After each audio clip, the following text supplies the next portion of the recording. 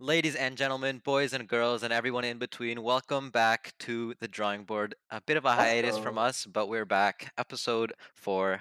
Joining me again is. Yo, what's up? I'm Krish. And with us today we have two guests never done before. You guys want to introduce yourselves? Sure, I guess I'll go first. Hi, I'm Navraj.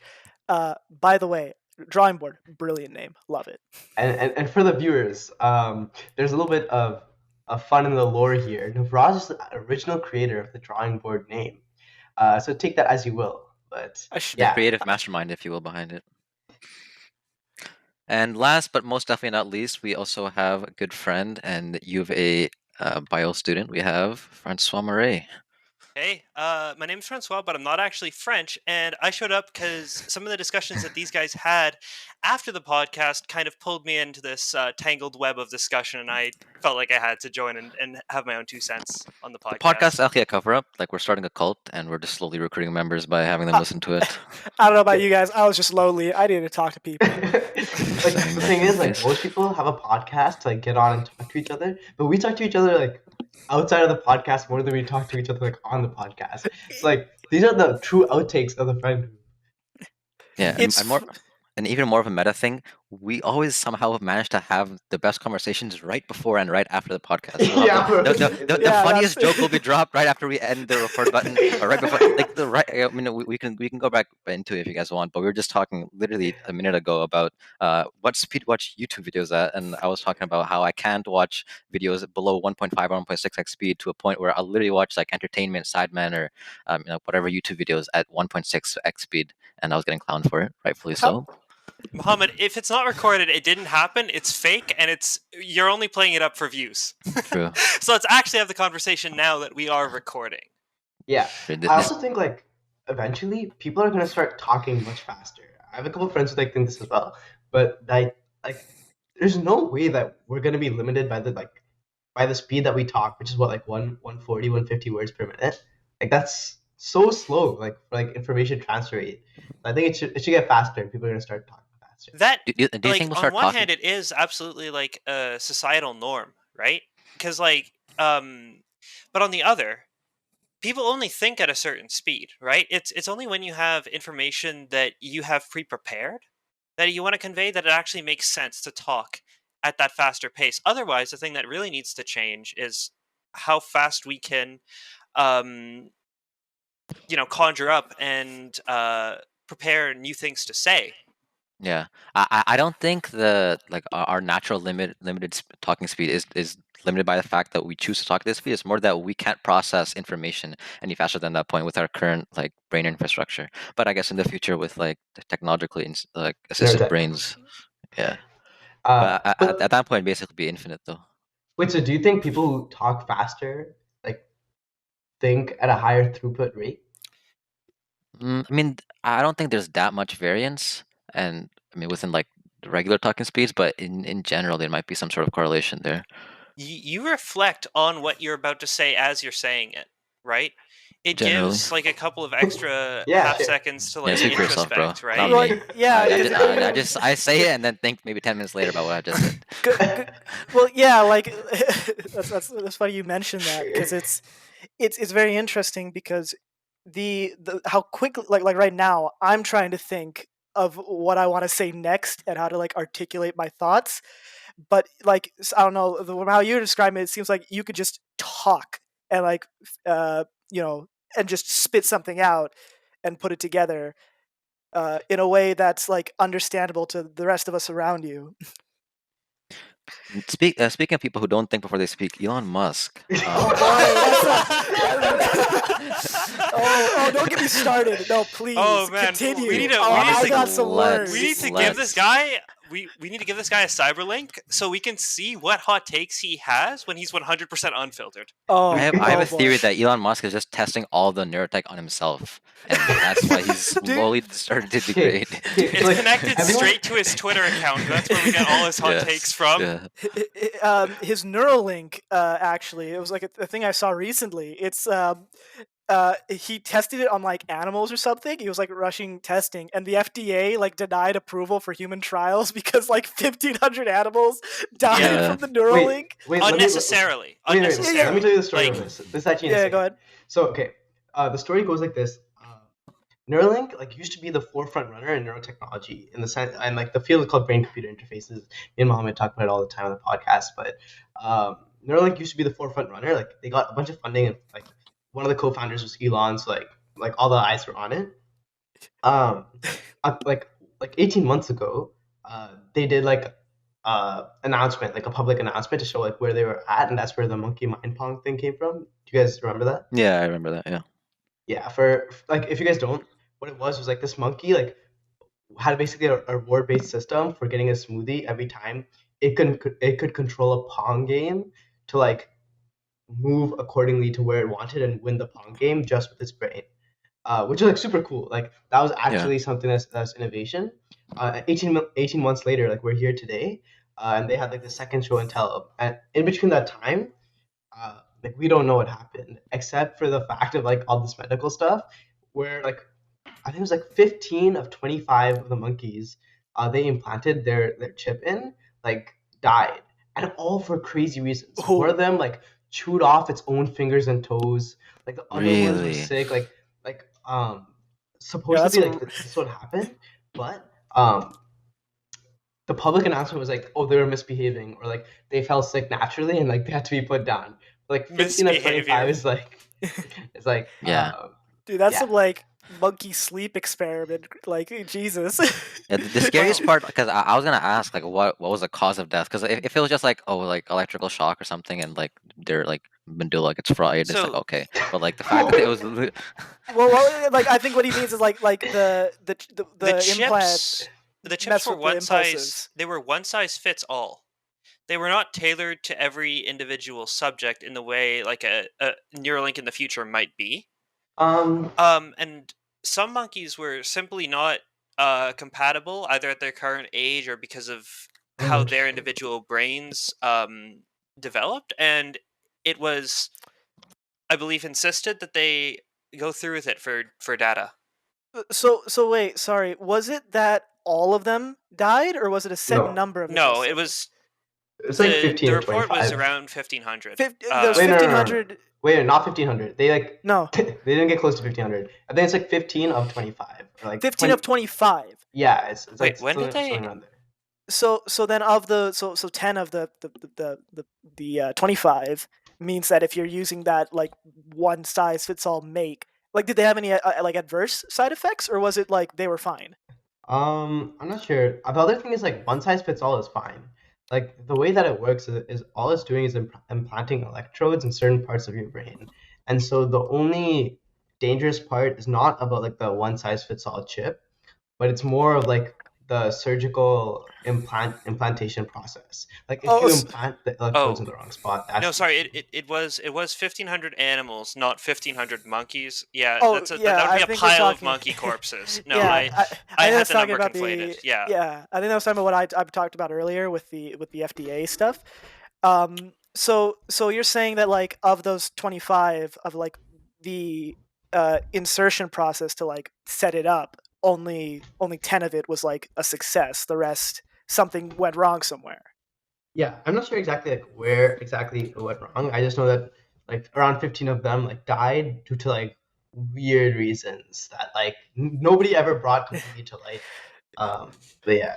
So guys, maybe it's a good thing Neuralink didn't get that FDA approval. Okay, if we're on this topic, I wanna show you guys other neurotechnology. Okay, Neuralink is like, okay, the other thing with Neuralink is like people get gassed about it because Elon's there, but Elon actually doesn't know what's going on. Like Elon's doing like I don't know, like Twitter, like SpaceX, Tesla, like. Well, yeah, sorry, it's just Elon Musk, in my opinion, is like the most overhyped like it feels like he buys into his image that he's that he's like this Tony Stark figure in terms of like innovation, and like I'm like I'll probably come back to this later, but like go ahead, sorry. But I'm not talking about. It's fine. I can show you guys on neurotech some other time. Let's talk about the neurotech first, because we've harped on Elon Musk before as well. I don't want to give too much. Yeah. So like, for you my guys, time in the sun will come. Don't worry. We'll get there. Nice. Okay. So there's like a couple of like key like industries or like key fields you have to look at in terms of neurotech. Like the two like very distinct areas, like invasive and non-invasive. Non-invasive is like pretty cool in the sense that you don't have to like do any surgery or anything. I'm not really sure how good it's going to be in the future. Right now, like our biggest bottleneck there is like how close can the electrodes get to actually, or like how accurate and detailed and precise can these electrodes get in like reading your brain data? And that's like a physical like limit, right? Like you can't put these electrodes on your head and expect to get the same like type of data that you would get if you implanted electrodes in your brain. Is there also a difference in input, as in a Neuralink device that is invasive and can interface directly with the neurons can not only receive output from the brain, but also provide its own input? Yeah, something that's external, right? Yeah. You'd be going through intermediate neurons and like sensors in the skin as opposed to directly to the brain, and that might be coded differently, so it might be harder to get the sort of back and forth that you might see on an invasive neural implant. Yeah. Also, like writing to the brain is a hard challenge. Like we're not close to writing to the brain. Like people have been trying. Like reading from the brain is definitely going to happen first. Like way before writing to the brain. How close are we? I don't know if you've answered this before. I feel like we might have asked you, but like how close do you actually think we are to like some sort of like beneficial to your cognitive processing ability Neuralink type implant into the brain? Invasive or non-invasive? Either or. It seems like the mechanism is the same in terms of like communication with neurons through an electrical signal of some sort, right? But it's just like invasive versus non-invasive. Just like I guess the possibility of, I don't know how to word it, but like the maximum potential of it being able to like interface is a little bit reduced with non-invasive, from my understanding. Yeah, exactly. Like the reason I ask is because like, of course, it's probably reduced like potential, but like it's much faster to market because you don't have to get FDA approval. Yeah, absolutely. Put a hat on. Yeah, for sure. Yeah, I don't know. I give it for some sort of use. We've been starting to see it recently. Like there's headphones that like utilize your brainwaves to generate music that's like gonna make you focus better.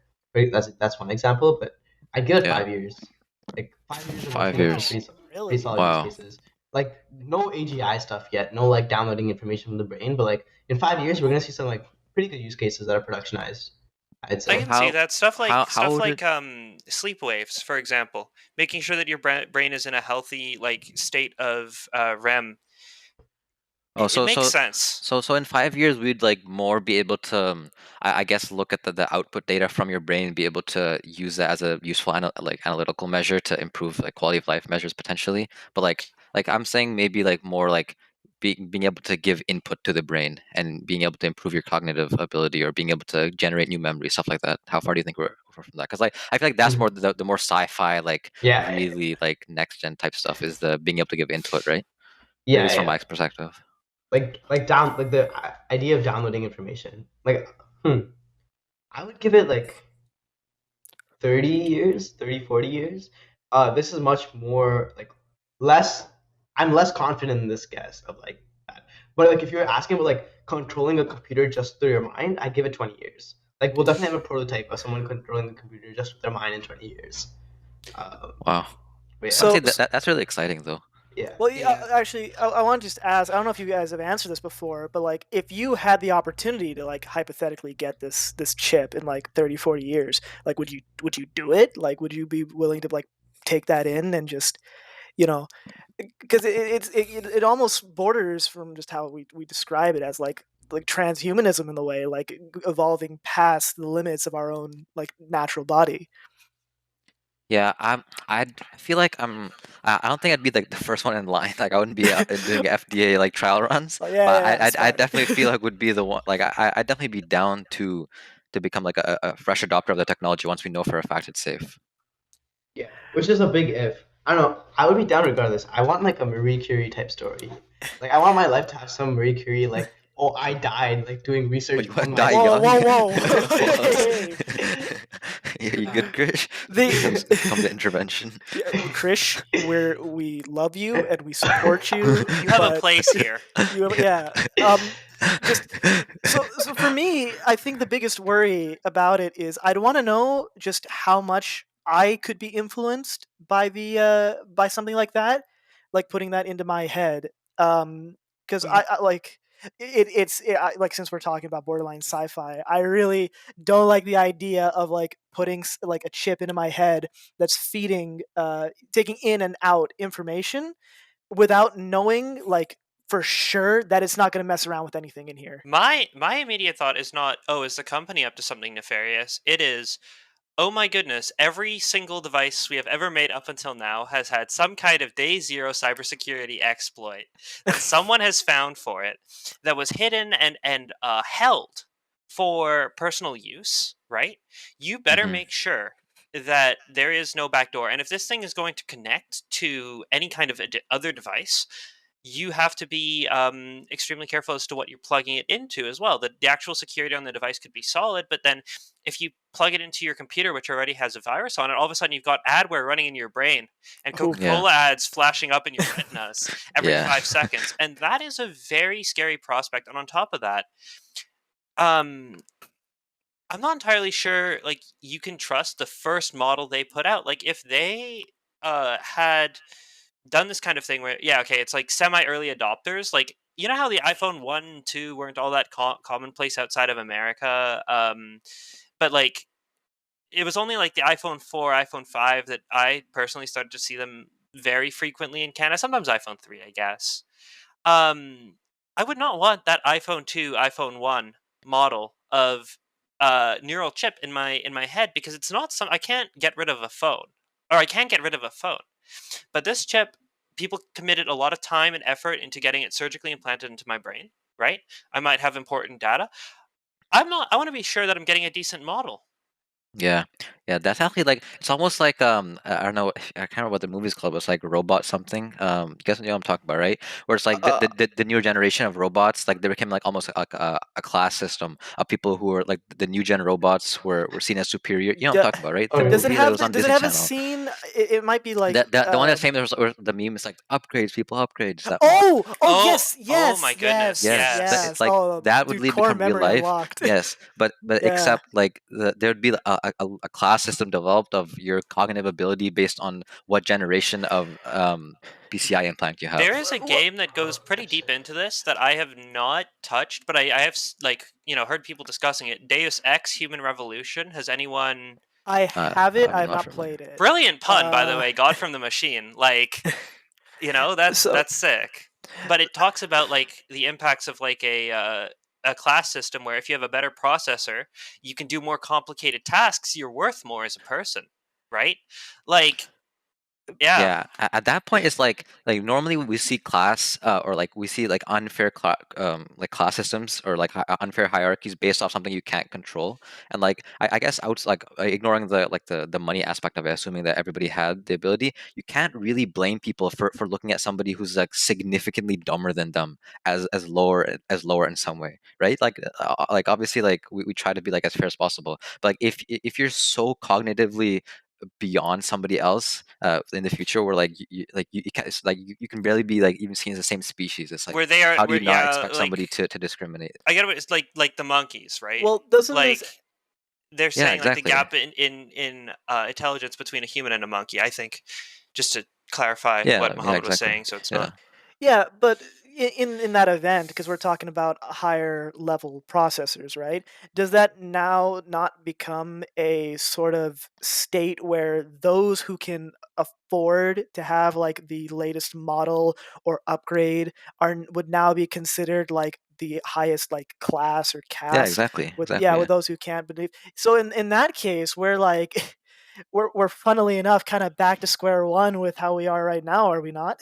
Yeah, Yeah, exactly. nothing's Exactly. changed. That's a problem, right? That's what I'm saying. Like Yeah. there has to be a very careful like step forward when we do enter this technology. Going back to what Francois said earlier about the security implications. So there need to be a very rigorous, very deep testing phase, along with making sure that there isn't a whole new branch of societal issues that open up because of there's limited also an access. exponential scale here, right? Like if you have this kind of situation where you need to rigorously peer review it and ethics review it, that's more people getting their hands on the machine. That's more people who could leak it, that could expose security vulnerabilities.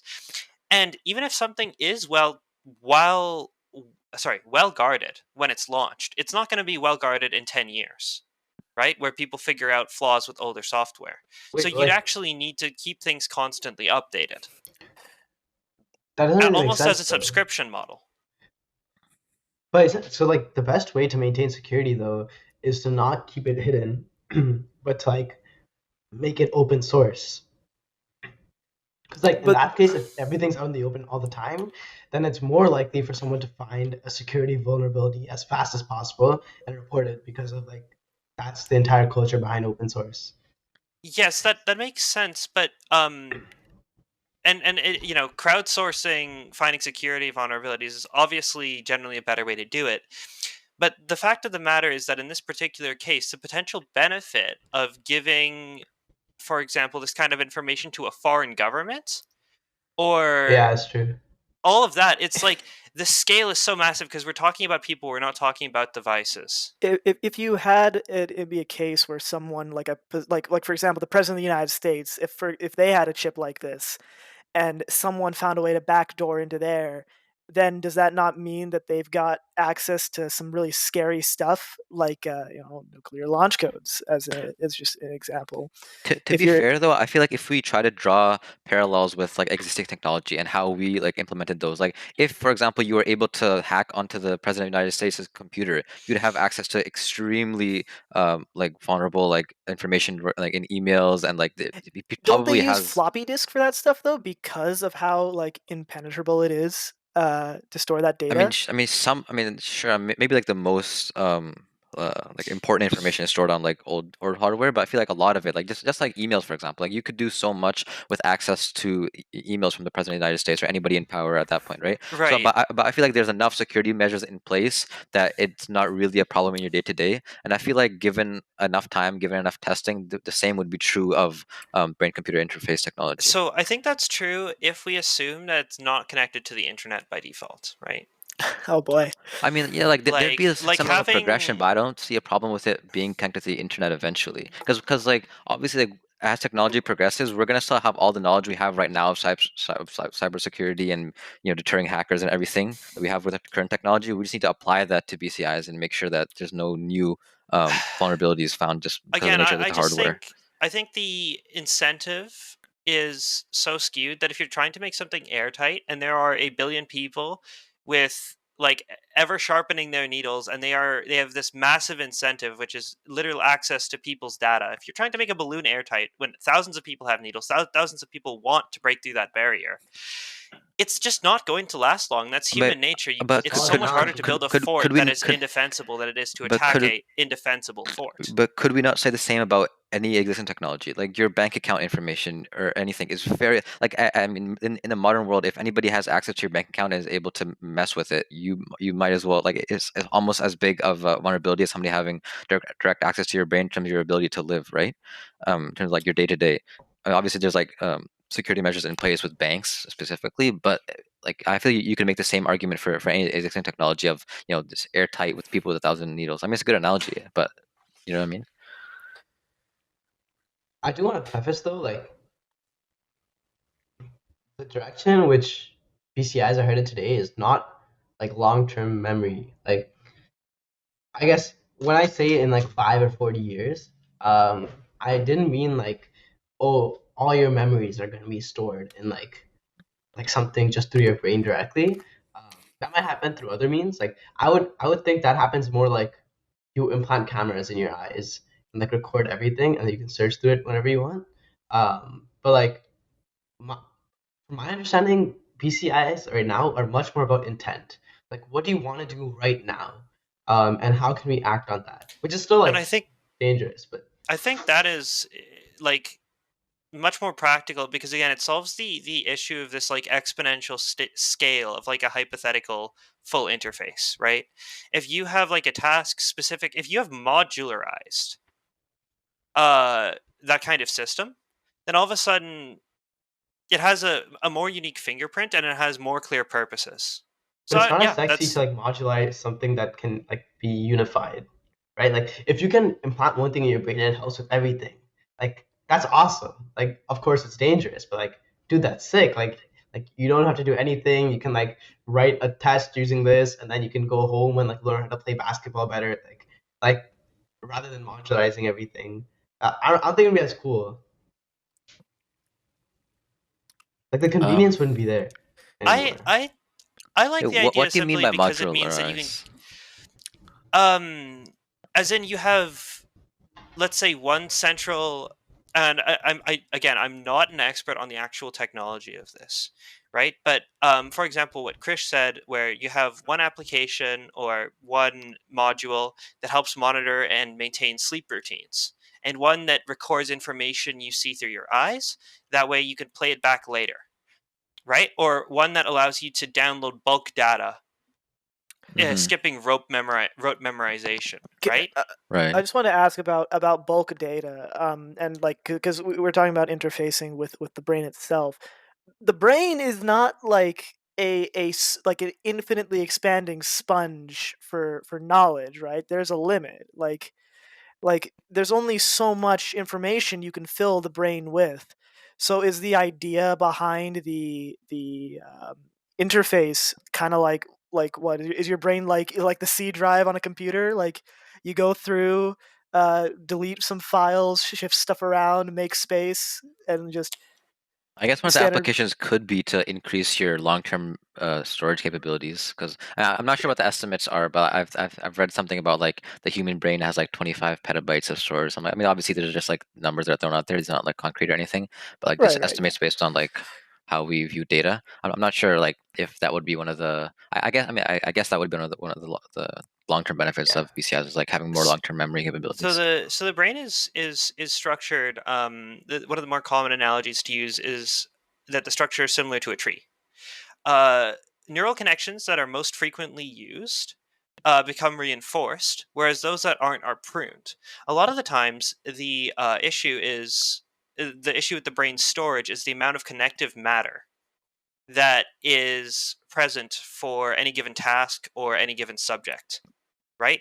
There are different theories about it. Scientists still disagree on what classifies a node, as in in relating to what quantifies a unit of information in the brain.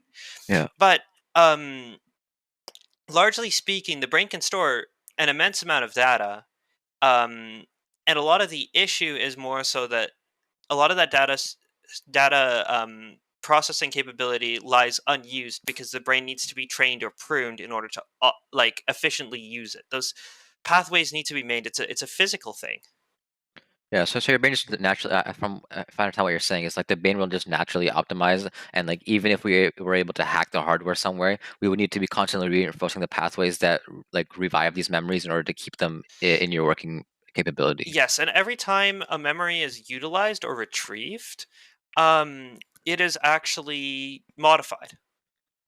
Right. Every Yeah, time I've heard that. that Yeah. neural junction runs, and that's why a lot of people have memories that they have immense confidence in, Mm-hmm. that like they're like, oh, I remember what happened on this day clear as day, but because they've recalled the information of how they felt, say, when their grandfather died so many times, that and they're still confident in it, Yeah. but it's no more accurate than ordinary memories, and it's called a flashbulb memory.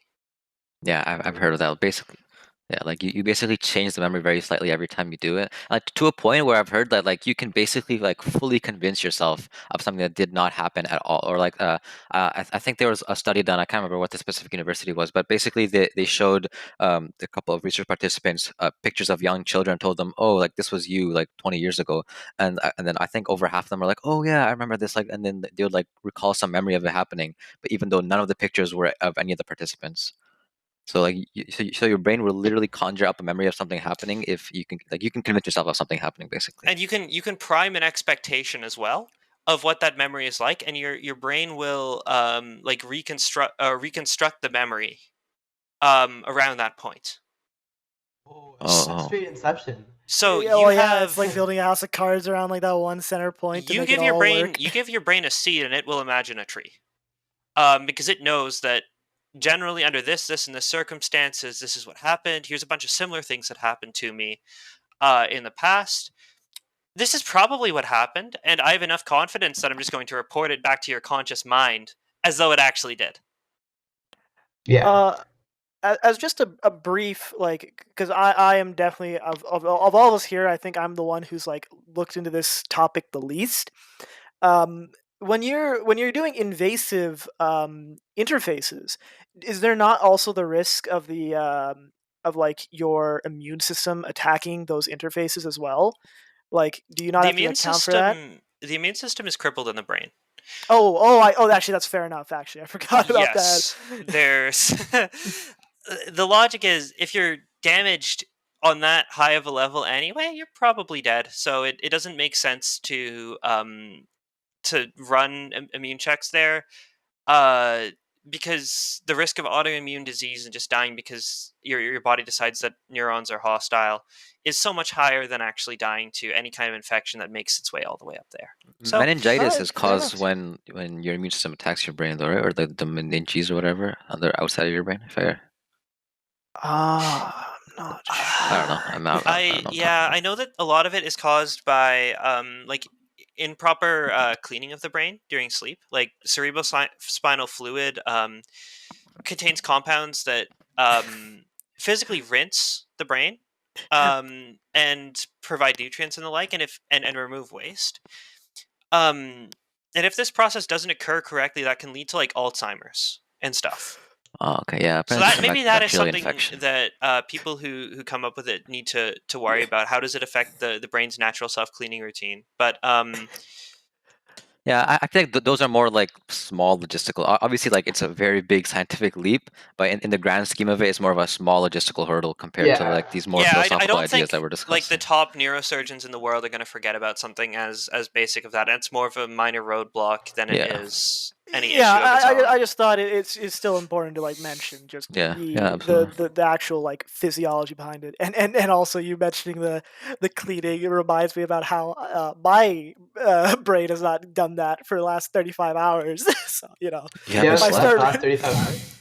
No, it's so for whatever reason, I could not go to sleep after I wrote my last exam, which was on the 21st. So it was like 5 a.m. and I just gave up. I was like, I'm gonna stay up the whole day, and so I've been up for like 35 hours, and the migraine's gone. I'm not dizzy anymore.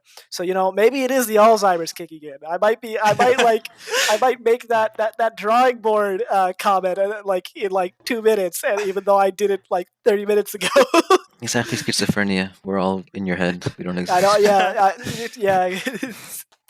Wait, they're in the walls. Speaking of Alzheimer's, guys, what is your greatest fear? I'm actually very curious to hear this out. Oh, this is that is crazy that you would mention Alzheimer's, and crazy that I look into it like this, because honestly, forgetting Alzheimer's is definitely up there. It's like you're losing a chunk of who you are, and I love how everyone gravitated towards this. But you know what though? I feel like this podcast is like one of like I don't know if it was a subconscious thing, but one of the things that I'm very often drawn to is like trying to document my life in whatever way. Like you guys know about like on the Discord, I have like the diary where like I've updated in a minute, but basically okay. But like the idea is there. I've done like 30 weeks nearly of like just like recounting what happened in the day, some like the more like memorable events, and like I feel like part of that like arises from this underlying fear of like forgetting everything that happened or like losing life experience. And notably, it's not being forgotten. Like really, for you, I'm not afraid of being forgotten. I'm not afraid of being a little spark that winks out into existence. It's I think it comes from my definition of self and the way I see my own consciousness. It's like if I lose a memory, that means I lose something that is existential to me. And so the feeling of being worried about forgetting is more existential than it is societal. I really don't want to.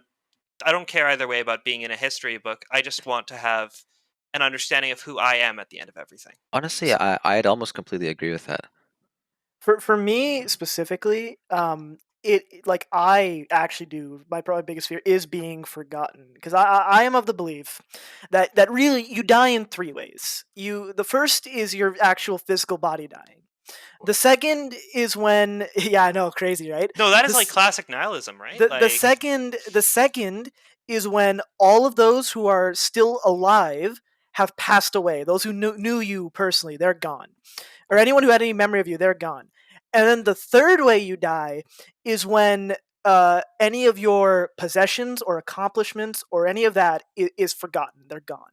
So yeah, like completely, basically, like wiped out. and any trace of your existence ceases Any to trace exist. of your any trace of your existence is gone. Which is why, like, it's I find it funny when I mention this, but like one of my biggest goals in life is to write some sort of paper in like scientific or whatever community, and if it's cited just once, one time, by someone who I have no idea of their existence, and they don't know who I am, if cited one time, I will be satisfied, because what that means is that one person saw my work, put it into theirs, and now their work, I am remembered through their work, and subsequently it continues. Hey, Krish, did you ever win Words in Motion? Or get top 3, I think it is. Yeah, is that the poetry thing? Poetry stuff? Yes, the poetry Yeah, thing. probably. Can you describe actually. that feeling when you got a Incoming. fan, like a city made painting, like the city commissioned a painting based on your poem? That feeling is so indescribable, of getting any kind of fan art or fan work on something that you have done. Yeah. Is you have led other people to create, and they have reimagined your own work. Yeah, that Yeah, is that's exactly that feeling is absolutely euphoric. Yeah, that probably embodies like my philosophy of what I would want for my legacy, rather, how I would want to be remembered. For me, though, I think the thing that makes it special is engagement. It's not that there is I don't care about if that painting survives me. I care that I threw my creative thoughts out into the void, and the void echoed back. Yeah, I agree with Francois. Like, that's what made it so hype. Wait, just to dig into what you were saying there, Navraj, just because, like, I mean, I disagree personally. For me, like, I would much rather live a meaningful life where I have the most memorable, most vivid experiences and memories that I can think about on my deathbed, and as I go through life, try to experience as many facets of the human existence as possible, much more than I care about my legacy or my name being forgotten, because I feel like to some extent it's inevitable, even if you make some sort of like legendary impact, eventually your name will just be I mean, it'll just be a name in a textbook that some physics students reads about. I'm also right? not gonna know when the last little Right? trace So of me is it gone. feels so insignificant, because like your entire experience as a human is only you can only experience through your own consciousness, right? So like even from sure, philosophically you still exist, but to you there's no difference, right? And you know what? In a sense, you never. If you were to use that definition, you never truly die, because if you were erased from the time screen, or the timeline completely, that will always be felt into infinity. There will always be a slight difference in the universe based on whether or not you existed or not. Yeah, that's True. very realistic. There's very fair points from both of you, and I will admit that was just more so in response to the question of fear, because fears can be irrational. Yeah. So, but in terms of like living a meaningful life, my own beliefs of legacy does not have to interfere with that. Like, I also want the same things that you do. It's just I also want to place an emphasis on what I leave behind. Sure. It's just that makes sense. Yeah, it's like yes, in reality, I'm a very simple man. Like, for me to be completely fulfilled in this life, I would just want to settle down with someone who like genuinely that I can say that I like care for and like deeply in love, and vice versa. Have a family, enjoy my life. Like, don't do anything big. Okay, I want marriage. Yeah, I don't know if I'm ready for that commitment yet. But in terms of like, just because I want a simple life doesn't, and like I don't really want to make like, I don't want to be remembered like in the same vein as Newton, doesn't mean I don't want to still be remembered in some way. I still want to leave behind something as a way to like contribute to like this humanity as a whole. Hey, Chris, you never answered your own question. What is your biggest fear? Oh, that's true. I mean, I guess you're leading us on with the Alzheimer's transition. So, yeah. Mine's it either has to be like some sort of like steep cognitive decline. yeah. Because like that would just not be fun. But like on the other hand, like I don't know what it feels like. Like okay, let's say I have cognitive decline. Like, does my life get worse? Like, do I understand that I have cognitive decline? Am I like still experiencing memories or experiences the same way that I would? Like so that's like one like I'm not exactly sure of. But like it seems scary to me. The second is definitely like just no, the fear of like having like on my deathbed having realized I didn't do what I truly wanted to do. Like that's just scary as like heck. Yeah, absolutely. Yeah. Oh no, that's you know what I will say is at least you'll never have the terror of experiencing both at once, because at that point you'll be far too far gone. Dude, that's it, man. Only one of your fears will come true, Krish. Well, it's fine. I think part of what stems from that fear, though, is like the idea of like your loved ones being around you and then you forgetting who they are, having to remember. See, that from your perspective, that might not be too bad, but to them, that must be soul crushing, right? Like, could you imagine if you had like children and like their own like parent didn't recognize them, or like your spouse had no idea, or you have no idea who they are, and they have to sit there and watch like the person that they know like crumble and wither away? Some of us don't have to imagine. Yeah. Oh, I'm sorry. Yeah. Like I feel like a lot of. Sorry, you can go ahead. I was gonna say like trying to look at it from like the same hat that Navraj's looking at it, like being the one to like re-experience the first, like could even be seen as fun. Like I would love to like meet like you guys for the first time again. Like, that was like some of the best memories of my life. Or like do something for the like what I think is the first time. That would seem like awesome. I think it's like a deeper seated fear of hurting others. I think that's a big thing. Of unconsciously inflicting pain in someone else. I feel like a lot of it is also like loss of self, because you have this picture of who you are. You have these memories, you have these capabilities, you like certain things, you dislike certain things, and I feel like with these conditions like Alzheimer's or steep cognitive decline, you lose such a fundamental part of your identity that it feels like what am I anymore? I've spent 70 to 80 years of my life building up this identity, like creating this character of what I want to be and experiencing my life through this lens, and now all of that, like with the time of a finger, is gone. It's just a husk. I have a much lighter transition. Would you, let's say you have a favorite movie, okay? Oh boy. like for example, for me, I gotta say one of my favorites was WALL-E, right? Would you do like a hypnosis program that allows you to completely forget your initial experience watching WALL-E so that you could rewatch it again as though for the first time? Would you do this? Because on one hand, you get the in the moment experience of rewatching it.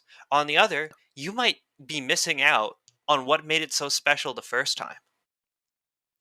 Yeah, I don't think I would. Like TV shows and movies have definitely made a lasting mark on who I am today. Like I try and make my life like similar to TV shows or movies. Like I'm trying to be like trying to be like Iron Man or like Abed from Community. Like it's like that's the goal, right? It's like I don't know. Can I ask a clarifying question? Is it like you forget everything involving WALL-E and then rewatch it, or is it just your first initial viewing is gone? I think you'd forget like the everything about WALL-E. Okay. In this hypothetical. Now, the reason I'm saying that is because there was a pseudoscientific hypnosis program that promised to do exactly that, and I started doing it kind of just to see where it would take me, and I was like, wait, what if this actually works? I'm just gonna. You guys can look this up. Like, this is a real thing. I found that and I got cold once. feet. I was just like, there's no way I'm going to go through with this because the initial watch through was so special. What if it's not that special in the rewatch? Yeah, there's also like this is more like this even like delves into like almost like Buddhism in certain aspects. It's like self hypnosis and like out of body experiences and putting yourself in like this trance where you're able to experience like literally an out of body experience. Like I don't know how to describe it because I've never felt it, but like being able to like go through that would be really sick. Apparently, like there's a lot of like Astral Buddhist like projection. yes, that's part of it as well, apparently. Well, we're coming up on the 45-minute mark. We don't want to keep you guys for too long. We really appreciate you listening. That's been episode 4. It's Krish, Mohammed, Navraj, and Francois. Thanks for joining us, guys. Peace. Peace. Bye.